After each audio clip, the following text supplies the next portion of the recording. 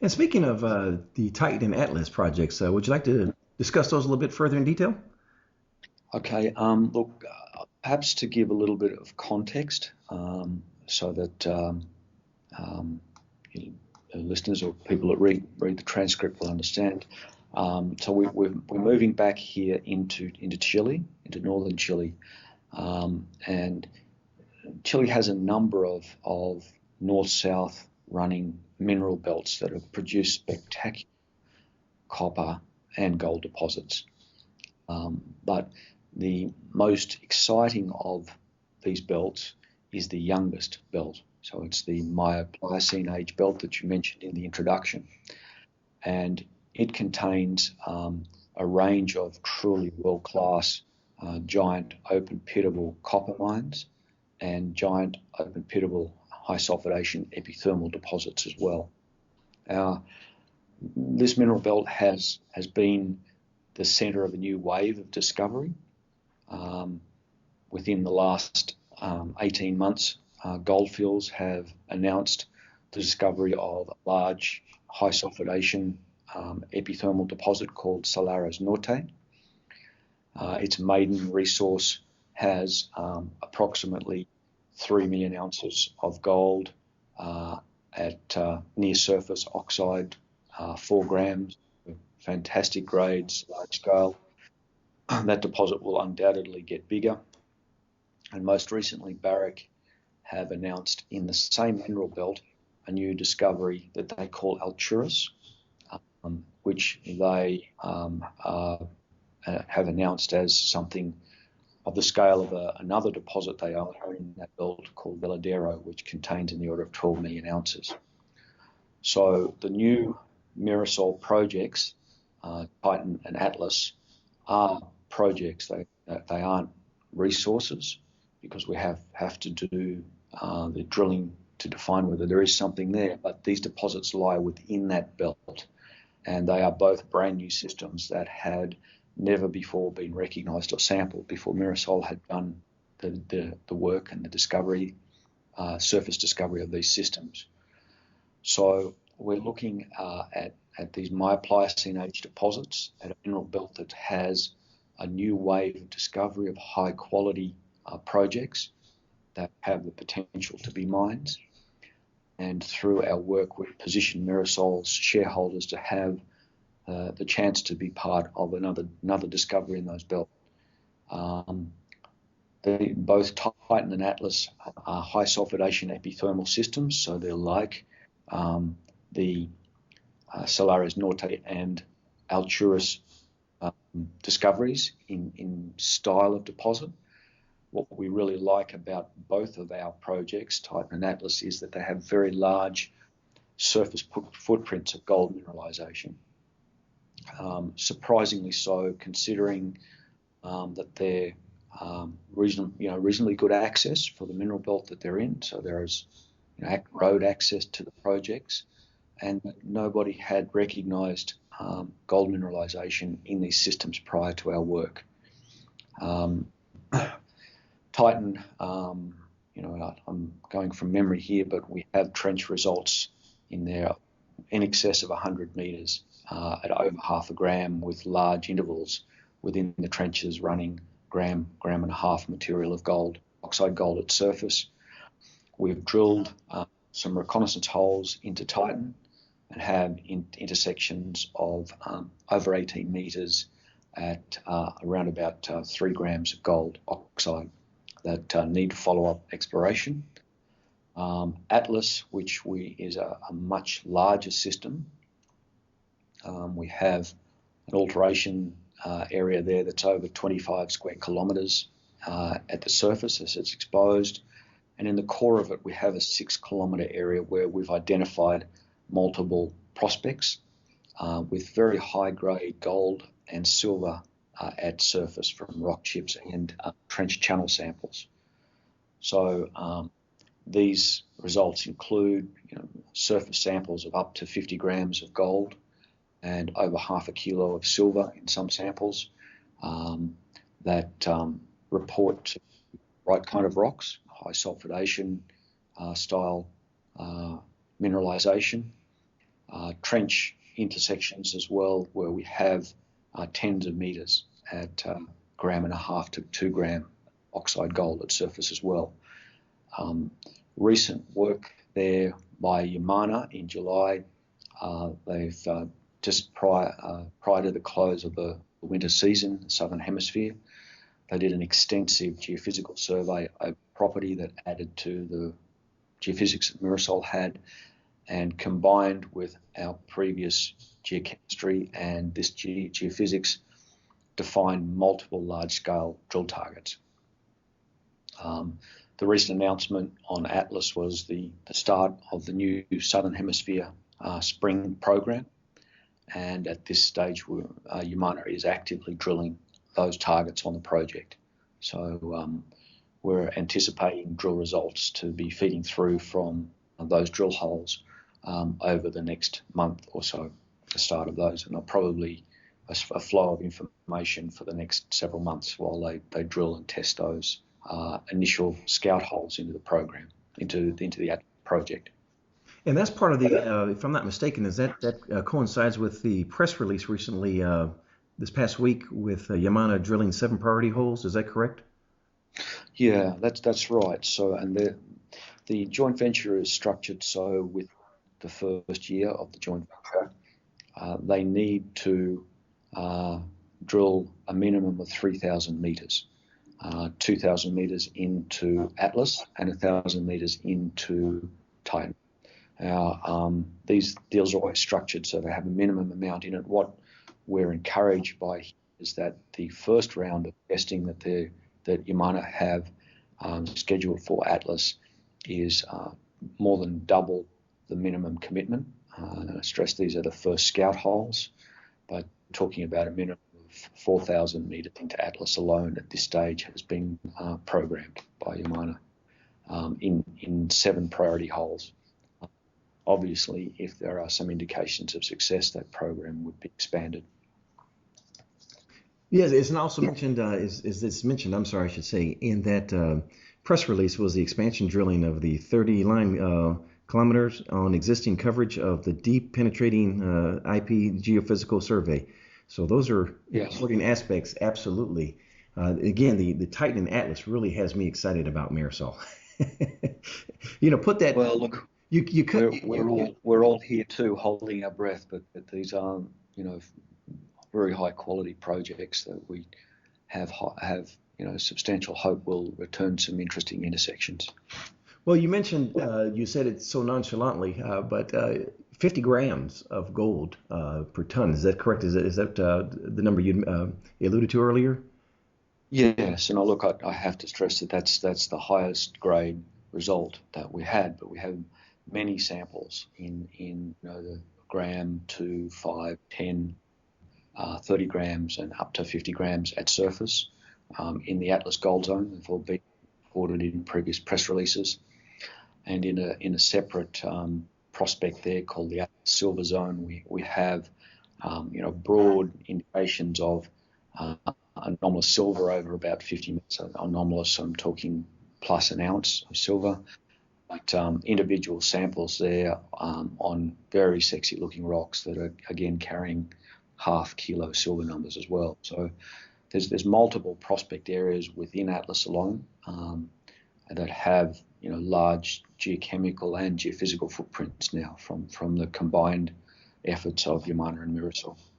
But it's always reassuring to know, I know that was the best case scenario with the 50 grams per ton, but it's reassuring to know that when you're testing the thesis that you find something definitive in high grade such as that, although that's not throughout all of the testing that you've been able to do, but to find that gives some reassurance definitely to an investor that, hey, we're in the right spot here and we just need to probably, again, get the joint venture moving more aggressively to reconfirm and reassess what's there. So that's very encouraging from a shareholder perspective. I want to mention that. Well, that's absolutely true. Certainly in a time where grade is king, and high grade components of these systems are always welcome. But it's worth, I think, emphasizing that what we're really targeting in Atlas and Titan are the large-scale bulk mineable oxide gold systems.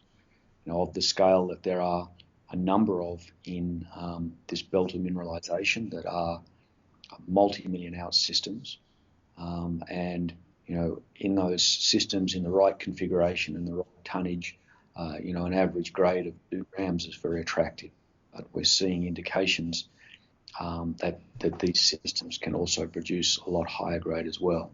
So, yes, love high grade, but I'd like a nice big bulk mineable deposit with oxide gold as well. So that would be a substantial win for our shareholder.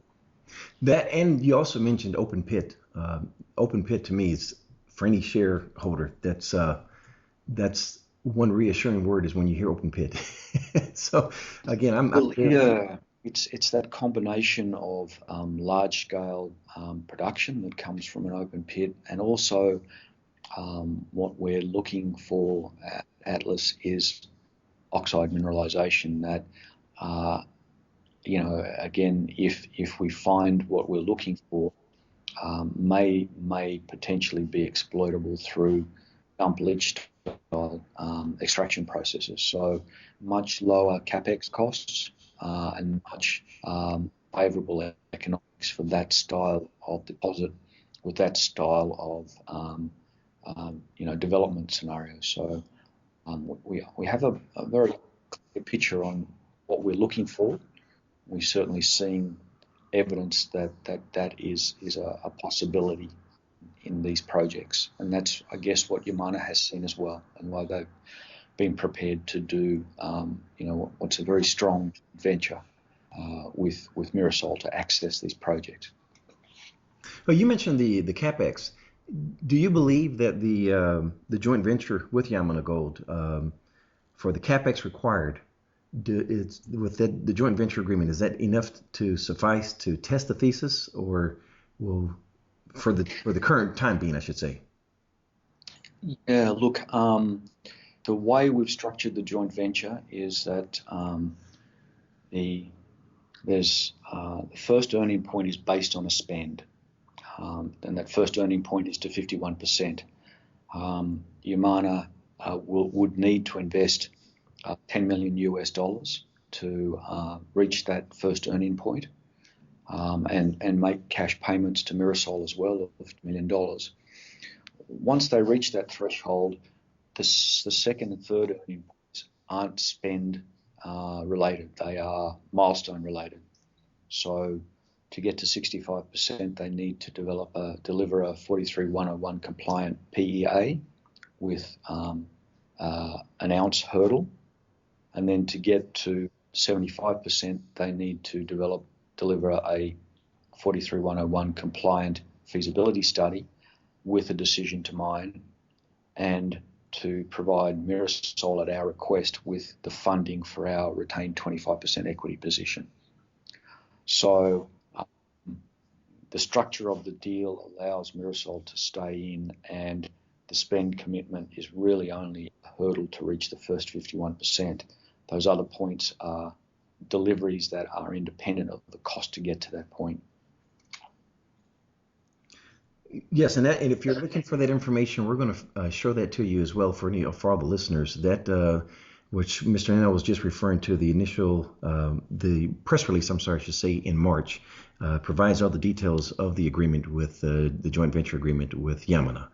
And if we may, just in closing here, let's talk about the share structure. One of the things I always find interesting with a project generator is the share structure, and specifically Mirasol's share structure. Would you mind covering that? Yeah, look, happily.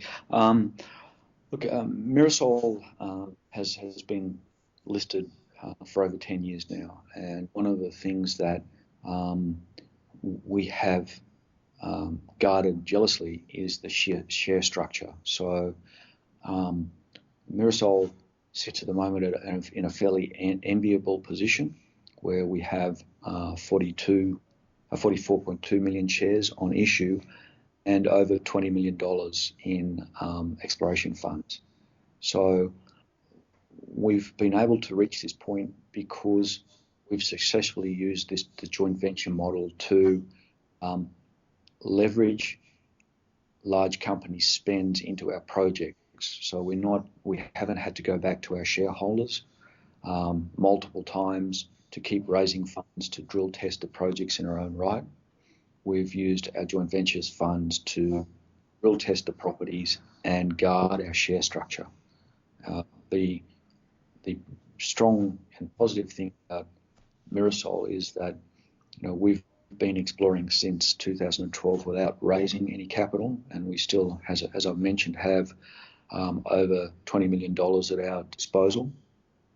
Those funds came from the sale of one of our previous discoveries, and has meant that we, even through a very difficult down cycle in the market, we've been able to guard that share structure and not dilute our shareholders. And where that becomes really important is when we have a discovery. It means that on a per share basis, the value of any discovery will flow through to each shareholder and to each share to create value. And that's a really important thing, because it means that both our large and our small shareholders benefit from the discovery. Every share that you buy will have value attached to it, and the potential to increase in value through a discovery, because the share structure is tight and will remain so for some time with our current burn rate. And that's what I find, again, reasons. Let me backtrack, if I should say. We mentioned reversionary interest earlier, and when you have a tight share structure, as you just alluded to, that's where that, for those that are listening to, trying to understand where reversionary interests come in, this is where it really would affect you as far as the share appreciation. And what Mr. Nano is conveying here is that you don't have that dilution as well. You can have share dilution from Mirasol trying to attract capital and increase its debt, or there can be a reversionary interest as well, and that takes away from the shareholders' profit. And in this case, that is not germane to what would occur as the projects proceed to move forward with Mirasol. So that is very encouraging to hear, sir. I'm glad that you appreciate it. It's an important thing for us as well. Obviously, all of the management team here are shareholders, so we're making sure that we look after this and focus our efforts on discovery, because we want to bring benefit to the company, and we feel that looking after that share structure and also owning our projects that we do from the generative process that we have means that we're maximising that potential return to everybody that owns shares in the company. Absolutely. In closing, from my perspective here, I am not a trader. I'm an investor. And to me, Mirasol, if you're looking at it from a valuation proposition here, really doesn't get any better than this. You have the management, you have the technical expertise, you have a proven track record, you have a tight share structure, you don't have the reversionary interest. Really doesn't get any better than this. If you're a trader, I can't speak for a trader's perspective, but from an investor, I'm here for the long run. I'll be adding on to my positions. I have no intentions to sell anytime in the near future. This is what I would call almost a generational company that I would just continue to have for years. And I literally mean for years to come. The model makes sense, the management makes sense, and it's a synergistic relationship. Sir, if I may, if somebody had additional questions for you or your team, who should they contact, and what's the best way to reach them?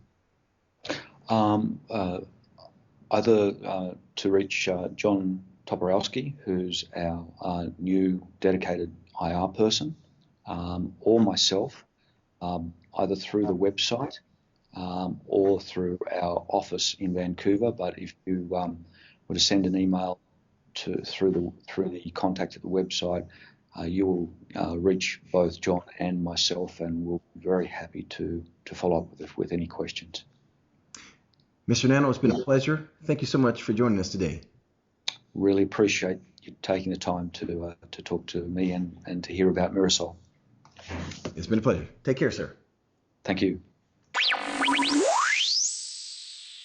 The information presented on Proven and Probable is provided for educational and informational purposes only, without any express or implied warranty of any kind, including warranties of accuracy, completeness, or fitness for any particular purpose. The information is not intended to be and does not constitute financial, investment, or trading advice, or any other advice. You should not make any financial, investment, or trading decision based on any of the information presented without first undertaking independent due diligence and consultation with a professional broker or competent financial